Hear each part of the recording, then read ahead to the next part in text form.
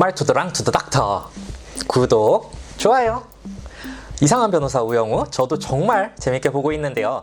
요새 코로나에 수족구에 너무 바빠가지고 아직도 8화에 멈춰 있긴 하지만 그래도 할 건 해야죠. 그래서 오늘은 자스, 그러니까 자폐 스펙트럼 장애에 대해서 얘기를 좀 해볼까 합니다. 자스는 의사들이 줄여 쓰는 말은 아니라서 병원 가서 이렇게 얘기하면 못 알아들을 거예요. 영우한테 엄마가 있었다면 자폐가 생기지 않았을까? 영우는 태어났을 시점부터 엄마가 없었다고 봐야죠.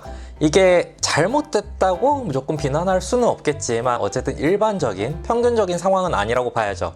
영우도 나중에 커서 나는 왜 엄마가 없어? 라고 궁금해 하잖아요. 이렇게 엄마 없이 아빠 혼자 키웠기 때문에 교육이 조금 부족해진 탓에 아이한테 자폐가 왔을 수 있을까요? 답은 아니오입니다. 물론 아직까지 이 병에 대해서 완벽하게 파악하고 있지 못하다 보니까 여러 가지 이유 때문에 올 수 있다고는 하지만 그래도 가장 큰 이유는 유전이에요. 엄마 아빠가 꼭 자폐가 있어서라기보다도 물론 엄마 아빠한테 자폐가 있으면 물려받을 가능성이 높긴 하지만 유전자를 물려주는 과정에서 특정 유전자가 잘못됐거나 유전자를 잘 물려줬는데 이게 나타나는 과정에서 아이가 커가는 과정에서 잘못 발현이 되었거나 제 기능을 못한다거나 이런 식으로 나타날 수 있습니다. 최근 연구에서 이 유전도가 거의 90% 가까이 나타나고 있기 때문에 엄마가 없이 아빠 혼자 키웠다고 해서 교육이 잘못됐다고 해서 자폐 스펙트럼 장애가 나타났다고 보기는 어렵습니다. 오히려 영우 아빠는 아이를 엄청 잘 키운 거죠. 자폐가 있는 아이를 잘 키워서 아이가 훌륭히 사회의 구성원으로 활동할 수 있도록 만들었잖아요. 이게 얼마나 크고 꾸준한 노력이 필요한 일인데요. 다만 한 가지, 영우 엄마가 아이를 가지고 있을 때 어땠었는지 드라마에서 전혀 언급이 없는데 환전이나 아이를 가지고 있을 때 혹은 산후 합병증이 있을 경우에 자폐 스펙트럼 장애 발생 가능성이 좀 높아진다는 얘기는 있습니다. 남편 없이 집안에만 박혀서 태교를 해야 했고 또 떠나보낼 예정인 아이였으니까 이때 어떤 일이 있었을지도 모르겠네요. 자폐증? 자폐 스펙트럼 장애? 제가 학생 때 공부하던 때는 자폐성 장애가 공식 명칭이었어요. 그래서 영우가 진단받게 되는 2000년도에도 의사쌤이 자폐 스펙트럼 장애가 아닌 자폐성 장애라고 얘기를 하죠. 이 자폐성 장애는 지금 흔히 사람들이 떠올리는 자폐의 모습에 좀 더 가까웠고 아스퍼거 증후군은 자폐 성향이 있는 것 같은데 언어 발달도 정상이고 지적 능력도 양호합니다. 사람들이 흔히 자폐하면 떠올리는 모습과 가장 큰 차이점이죠. 이 아스퍼거 증후군과 자폐증 그리고 달리 분류되지 않는 전반적인 발달 장애를 다 묶어서 자폐 스펙트럼 장애라고 하는데 이렇게 부르기 시작한 건 2013년도부터였어요. 스펙트럼이라는 말은 드라마에서도 살짝 언급이 나오긴 하는데 조금이라도 비슷한 증상이 나타나는 애들을 이만큼을 다 묶어서 한꺼번에 진단이 가능하다는 얘기예요. 아이가 어떤 행동을 보이면 자폐를 의심해봐야 할까요? 자, 이제 드디어 소아청소년과 의사가 메인이 되는 순간입니다.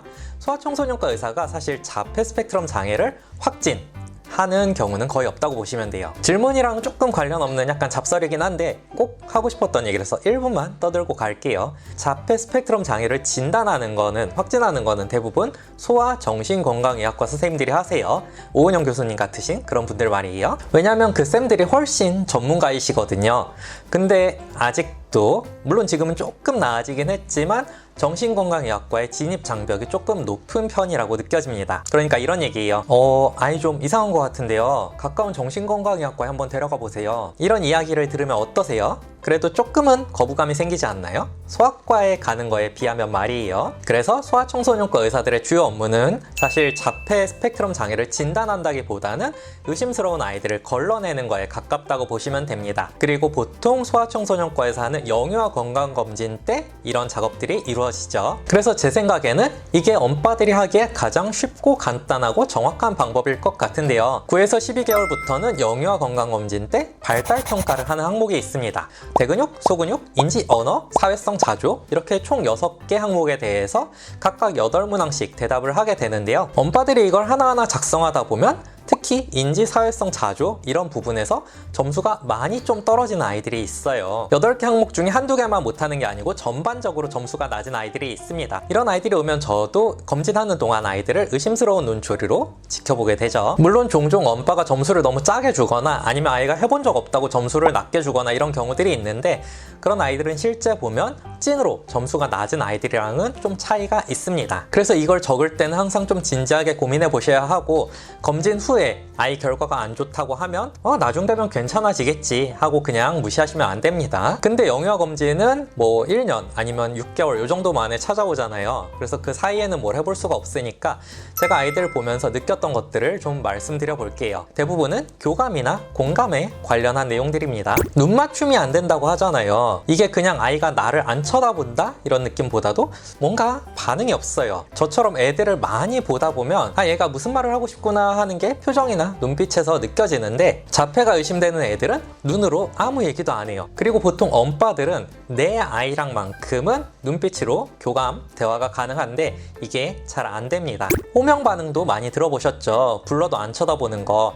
근데 이게 보다 안 보다 이러는 게 아니고 그냥 일관되게 안 쳐다봐요. 근데 그런 걸 보려면 일단 귀가 들려야겠죠? 이름도 알아들을 수 있어야 하고요. 이름 알아듣는 게 보통 한 10개월 정도 됩니다. 그렇다고 10개월부터 자폐를 의심할 수 있느냐 이런 건 아니고 한 18에서 24개월 정도는 돼야 좀 의심스러운데 하는 느낌이라도 나타납니다. 그 이전부터 호명 반응이 잘 안 된다고 느껴지면 그때는 자폐보다는 귀에 이상이 있는지 먼저 생각해 봐야 해요. 세 번째, 관심사의 공유나 공감이 잘 안 됩니다.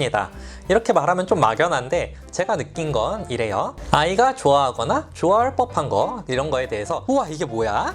저건 뭐야? 와 되게 신기하다 이런 식으로 얘기를 하는데 애가 아무 반응이 없어요. 이렇게 가리키면서 말하면 쳐다보는 척이라도 움찔이라도 해야 될 것 같은데 아무 반응이 없습니다. 분명히 반응을 할 수 있을 것 같은 나이인데 말이에요. 근데 이건 이미 병원, 의사, 주사 이런 것 때문에 겁을 잔뜩 집어먹은 아이들한테서는 반응을 좀 보기가 어려운데 집에서는 가능하시겠죠. 네 번째, 엄마나 아빠를 잘 안 찾습니다. 이게 무슨 얘기냐면 애들은 모든 게 다 처음이잖아요. 우리 아이들 처음 나와서 키울 때 어떻게 했나요? 무턱대고 그냥 막 내 맘대로 키우는 게 아니라 어떻게 하는 건가 검색도 해보고 전문가 쌤들한테 이거 이렇게 해도 괜찮아요? 라고 물어보기도 하고 그러면서 아이들 키우잖아요. 애들은 세상 모든 게 다 처음이니까 엄마 아빠가 하는 행동을 많이 참고하고 따라한단 말이죠. 그래서 낯설고 처음 겪는 상황, 고민스러운 상황이 생기면 이거 뭐야? 괜찮은 거야? 이거 해도 돼?